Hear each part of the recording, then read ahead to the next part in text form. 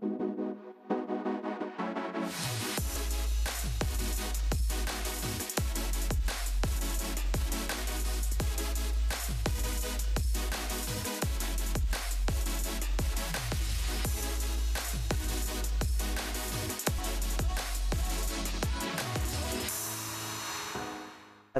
retour sur le plateau de KNF, et oui, votre quotidienne, tous les jours, midi, 18h, 23h sur Éclair TV, uniquement sur la chaîne 23 du satellite. On vous donne toutes les clés pour réussir et vous, mesdames, oui, je sais que vous avez envie d'entreprendre, vous avez envie de réussir, vous avez envie de faire avancer la Guadeloupe.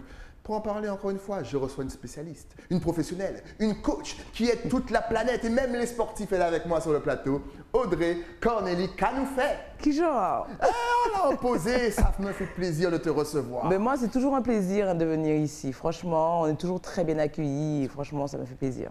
Et là, tu vas en plus parler pour nos femmes, nos jeunes femmes, nos femmes, peut-être nos anciennes. Nos femmes. Je parle aux femmes. Déjà, on voit ce petit logo juste à côté de toi, Crisap. Donc, c'est ton entreprise, c'est ton bébé. C'est ça, c'est mon bébé. Alors, Crisap, oui, c'est mon cabinet de coaching qui est situé à Jarry. Et donc, qui a 2 ans, qui a tout juste 2 ans. Donc, quand on voit ce logo, effectivement, c'est de la chrysalide au papillon. Donc, je prends toutes les femmes au niveau chrysalide et puis je les aide à s'envoler. C'est extraordinaire. Qu'est-ce qui t'a donné envie, justement, de donner ce petit coup de pouce à tes chères collègues féminines? Alors quoi? Parce que moi, déjà, je parle toujours de moi. Je pense que quand tu fais des choses, il faut déjà les faire pour toi, les tester sur toi et voir si toi, tu serais intéressé par ça. Okay. Dans tout, peu importe le domaine. Et c'est vrai que moi, qui toujours tu me connais par rapport à tout ce que j'ai fait dans la vie, mais des fois, on ne sait pas par où commencer, comment commencer et quel parcours. On a besoin de quelqu'un derrière nous pour nous dire, bon voilà, on fait ça comme ça, il faut faire ça comme ça. Et moi, à un moment ou à un autre, j'ai eu besoin de pouvoir effectivement me recentrer sur moi-même pour atteindre mes objectifs. Et j'ai créé une méthode après ma certification de coaching qui a marché pour moi. Et je me suis dit, les femmes ont besoin de libérer leur potentiel. Une femme, c'est tellement magnifique. Une femme a tellement de qualités, de compétences, elle est tellement complète. C'est dommage de pouvoir mettre en sommet, laisser en cacher des choses que la femme elle a quand même. Alors justement, tu aides la femme à quel niveau? Au niveau de l'entreprise, au niveau de sa vie au quotidien. Je l'ai dit tout à l'heure, tu aides aussi les sportives. Donc tu aides vraiment sur tous les terrains? Alors j'aide vraiment sur tous les terrains. Donc déjà au niveau personnel, déjà dans sa vie personnelle en tant que femme pour qu'elle puisse apprendre à être épanouie, que ça accomplisse elle-même. Au niveau professionnel, donc j'accompagne beaucoup de cadres, beaucoup de femmes tout simplement, soit qui veulent faire une reconversion professionnelle, soit simplement créer leur entreprise ou qui sont déjà à des postes de cadre, de responsabilité, mais qui ont du mal, tu sais, à s'approprier vraiment le côté leader, parce que je suis vraiment spécialisée dans vraiment tout ce qui est leadership. Et j'accompagne aussi les couples, donc des femmes dans le couple. Voilà. Et les sportifs, oui, donc j'accompagne aussi des sportifs, notamment une jeune escrimeuse qui est à Bordeaux, qui est partie là cette année, enfin l'année dernière du moins. Donc j'accompagne un petit peu les femmes dans tous les domaines. Dès qu'elles ont un objectif et qu'elles veulent atteindre leur objectif, je les accompagne, je suis là. Excellent. Justement, quelles sont les plus grandes difficultés dans la société actuelle pour une femme? Alors en soi, je ne dirais pas qu'il y ait beaucoup. Les difficultés, elles sont plus comme avant. Parce que moi, je me rappelle il y a 11 ans quand même, quand j'ai commencé effectivement dans le spectacle en tant que régisseur, j'ai rencontré des problèmes. Parce qu'effectivement, on avait des métiers d'hommes, même si on en a encore, mais c'était vraiment encore très ancré il y a 11 ans, il y a une vingtaine d'années. Il y a les métiers d'hommes et il y a les métiers de femmes. Voilà, point. Et donc, du coup, il n'y avait pas d'ouverture. À l'époque, déjà, je crois qu'il y avait 3 régisseurs en Guadeloupe, il y en avait beaucoup. Donc, il n'y avait pas d'ouverture. Donc, il fallait se battre. Il fallait se battre pour te faire une place. Il fallait se battre pour pouvoir dire que tu n'es pas seulement jolie, tu n'es pas seulement là pour rigoler. Tu n'as pas seulement des fesses et des tétés. Tu vois, tu as une tête et tu as des mains et que tu sais utiliser tes mains aussi. Donc, c'est plus comme avant parce qu'il y a des gens des grandes femmes qui ont fait un travail avant nous. Et qui ont poussé les murs. Donc, on arrive comme sur quelque chose qui est facilité. Maintenant, je pense que c'est plutôt culturel. C'est dans notre tête aussi. Est-ce qu'on se sent capable de? Est-ce qu'on mérite? Et c'est là où j'interviens. C'est pour justement casser toutes ces croyances, casser tous ces freins qui t'empêchent effectivement de prendre possession, en fait, de prendre ton pouvoir, ton plein pouvoir. Justement, tu parlais de fesses et de tétés. Voilà, on sait un petit peu tout ce qui se passe sur les réseaux. Beaucoup de femmes dénoncent, et ce n'est pas seulement ici en Guadeloupe, mais vraiment dans le monde entier. Est-ce que ici, vous faites face encore à du sexisme, à des avances, à de l'harcèlement sur les lieux de travail? Alors, bon, moi, donc, j'accompagne beaucoup de femmes qui arrivent à mon niveau, qui sortent, qui sont issues d'harcèlement sexuel. D'accord. Qui, du coup, oui, il y en a encore énormément. Donc, justement, si tu es trop jolie, forcément, on te met dans des cases. Il y a des cases. Ouais. Donc, forcément, il y en a qui ne peuvent pas se retenir, de te faire des propositions. Et ces mêmes personnes ne comprennent pas que tu refuses et que tu es là dans une optique de travailler. Donc, c'est très dangereux. Et c'est d'autant plus dangereux parce que ça fait atteinte à ta propre personne. Les femmes qui arrivent à mon niveau, c'est des femmes effectivement qui n'ont plus confiance en elles, qui ont des doutes clairement, alors qui étaient au début super motivées, qui avaient confiance, qui étaient vraiment fixées avec leur boulot. Et au fur et à mesure, face à ce genre de personnes, oui, ça casse effectivement toute l'architecture. Donc oui, il y en a encore pas mal. Là encore, quel conseil peux-tu leur donner? Là, elles te regardent sûrement. Alors de ne pas rester dans le silence, dans l'isolement, et puis toujours se rappeler de qui on était avant où on est. C'est-à-dire que quand c'est sur le lieu de travail, il faut se rappeler de qui on était avant et surtout de rester entouré. Parce que nos amis qui sont là depuis longtemps, eux, ils voient, ils ont suffisamment de recul pour voir qui on est devenu et de ne pas se braquer forcément quand on nous dit quelque chose. Parce que c'est vrai que généralement, notre entourage essaie toujours de nous prévenir ou de nous poser des questions par rapport à la situation, par rapport au changement, et on se braque. Alors, être un peu à l'écoute et de ne pas rester isolé. Et puis après, il y a des professionnels qui sont là aussi. Si on ne veut pas forcément être jugé dans nos entourages, il y a des professionnels qui sont tenus par le secret professionnel. Est-ce que tu as des modèles, je dirais? On voit effectivement là encore qu'il y a énormément de femmes, qui sont au devant de la scène. Clairement. Est-ce que tu as des modèles? Est-ce que tu as des influences? Est-ce que tu as même des modèles à conseiller à nos téléspectatrices? Alors moi, j'ai vraiment de vraies influences totales, tu vois. Donc moi, je suis vraiment très, très fan de Oprah, de son parcours, de ce qu'elle dégage. Parce que si on parle effectivement de leader, c'est vraiment un leader. Parce que le leader, c'est quoi? C'est quelqu'un qui a une vision et qui est capable de pouvoir emmener les gens à cette vision et de les motiver, de les encourager vers cette vision. Et je pense que moi, l'un de mes plus grands modèles, c'est Oprah. Et pour ceux qui ne connaissent pas forcément Oprah, est-ce que tu peux juste nous dire qui c'est? Alors, Oprah, c'est vraiment une femme qui est vraiment partie de rien, qui a eu quand même, on parlait effectivement d'harcèlement sexuel. C'est une femme aussi qui a été violée dans son milieu familial en plus, très jeune, qui a dû se battre ne serait-ce que pour continuer à aller à l'école, pour avoir des études, pour s'imposer, ne serait-ce que dans le business. C'est l'une des femmes les plus influentes et les plus riches du monde mondialement, qui crée effectivement des universités pour accompagner les femmes. Elle est vraiment fondatrice de beaucoup de choses. Et d'ailleurs, si moi, en Guadeloupe, avec un point, on est un point quand même, on parle de Oprah, c'est qu'elle a fait quelque chose à l'échelle mondiale. Et en plus, c'est une femme noire, donc voilà. Donc forcément. Encore une fois, si vous avez le temps juste de vous pencher un petit peu sur la vie d'Oprah, n'hésitez pas, c'est quelqu'un vraiment d'inspirant et qui a, comme l'a dit Audrey, qui a vécu pas mal de choses. Oui, pas mal de choses. Et puis ça nous inspire parce qu'en fait, en soi, on a tendance à croire, sans te couper, que les gens qui réussissent, ce sont des gens qui sont nés pour ça, qui ont un entourage pour ça et qui ont tout. Alors que justement, quand on a des figures comme ça, on se rend bien compte que non. Non, c'est pas. Non, après, c'est dans la tête. Et là, c'est là que j'interviens. Quand tu veux quelque chose et que tu décides de l'avoir, généralement, rien ne peut t'arrêter. Ok, waouh, c'est beau comme message. Justement, le fait encore une fois de voir tellement de femmes au premier plan. On a eu Michelle Obama, limite qui devient plus célèbre que son mari. On a maintenant la vice-présidente des îles. Qui a pu enfin prendre son poste. Enfin. Justement, toi, en tant qu'entrepreneuse, en tant que leader, ça te fait quoi de voir tout ça? Mine de rien, il y a une certaine représentation de la femme noire en premier plan. Premièrement, ça continue à me motiver parce que je me nourris beaucoup de ce qui se passe à l'échelle mondiale, de ces femmes effectivement qui sont devant de la scène, qui prennent des risques, qui prennent des prises de position quand même. Donc ça me motive déjà. Et deuxièmement, ça me dit que je suis quand même dans la bonne route. Je ne suis pas égarée, je ne suis pas une extraterrestre parce qu'elles sont passées avant moi, elles ouvrent la voie. Donc je me dois derrière de faire encore de plus grandes choses parce que elles ont tout fait. Le plus difficile, c'est pas moi qui vais le faire parce que je ne vais pas inventer la machine à faire le pain. Elles ont fait la machine à faire le pain. Moi, derrière, je peux faire un pain brioché. Voilà.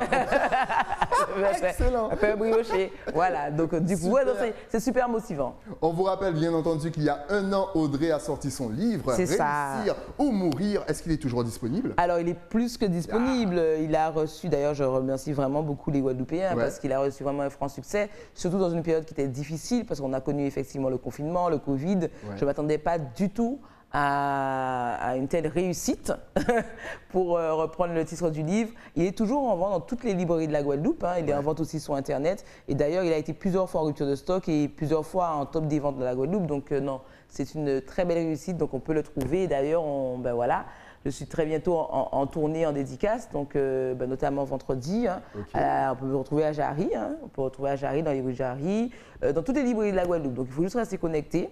Là, je suis contente parce que je vais pouvoir enfin rencontrer mon public, mes lecteurs qui ne m'ont pas vu et qui, je sais, me suivent, je sais, font l'acquisition du livre parce qu'à plusieurs reprises, il est en rupture de stock. Donc, je me devais de venir à leur rencontre. Et d'ailleurs, à chaque rencontre, j'offre effectivement une séance de coaching pour les gens qui veulent en savoir plus, qui veulent échanger avec moi. C'est toujours un plaisir. Donc vraiment, n'oubliez pas, il y a les dates. Prenez la petite date et puis rendez-vous. Vous rencontrez Audrey, elle va vous motiver, elle va vous donner 2-3 petits conseils. Elle a toujours autant d'énergie. Elle, là, comme vous la voyez, c'est comme ça qu'elle est au naturel. C'est vrai que je suis comme ça au naturel.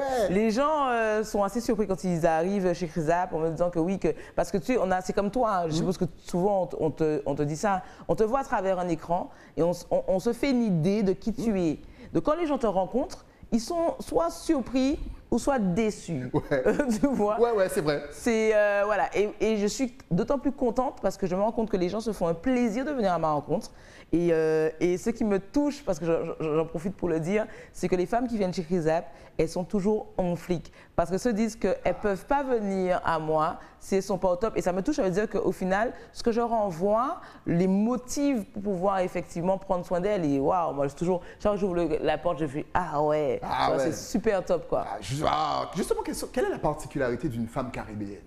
Qu'est-ce qu'elle a de plus qu'une autre femme dans le monde? Alors, une femme caribéenne, elle est déjà complète, tu vois, et elle est caméléon. Tu sais, parce que la femme européenne ne peut pas être aussi caméléon que nous. Parce que nous, on peut pas passer partout et on peut être plusieurs personnes.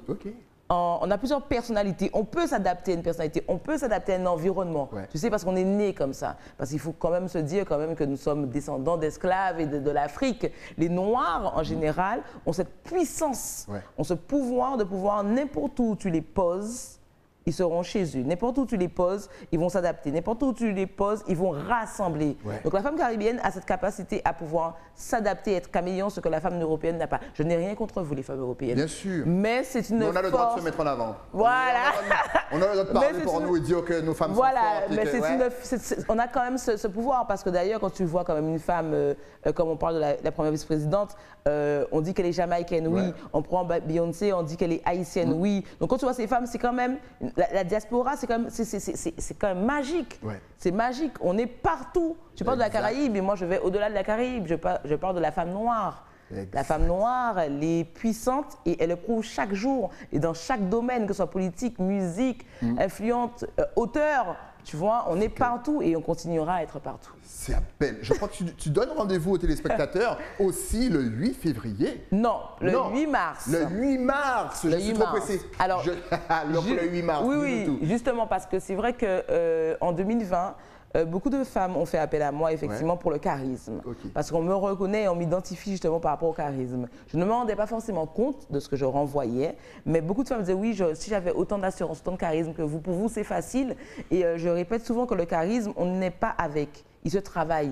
On apprend à être charismatique.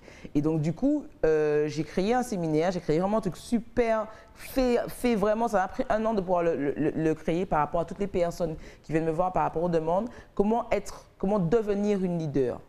Et donc, je fais un séminaire, comment devenir une leader, le 8 mars. Et en plus, le 8 mars, ça tombe un lundi, parce que tout le monde me dit pourquoi vous l'avez fait le lundi. Voilà, bonne question. Parce que c'est le 8 mars, c'est quand même la journée des droits de la femme. Et donc, du coup, vous avez le droit de déposer une journée. Déposer une journée au boulot. Voilà, on voit le visuel là, en double écran, le 8 mars de 8h à 18h. Venez le lundi 8 mars de 8h à 18h de manière à pouvoir justement, alors je précise comment devenir une leader. Comment devenir une leader, peu importe le domaine. D'accord. Donc peu importe le domaine, et même si tu ne travailles pas, comment devenir une leader, peu importe ton domaine. C'est vraiment une journée qui sera super riche, une journée où toute la journée, je vais vraiment vous donner du contenu, des échanges, qui sera géré que par moi. Une journée où on va manger ensemble, on va déjeuner ensemble, une journée où on va un peu chill parce qu'on a choisi un lieu pour pas citer de nom, vous le verrez sur l'affiche qui est magnifique. Alors le lundi 8 mars, dès maintenant, je communique très tôt.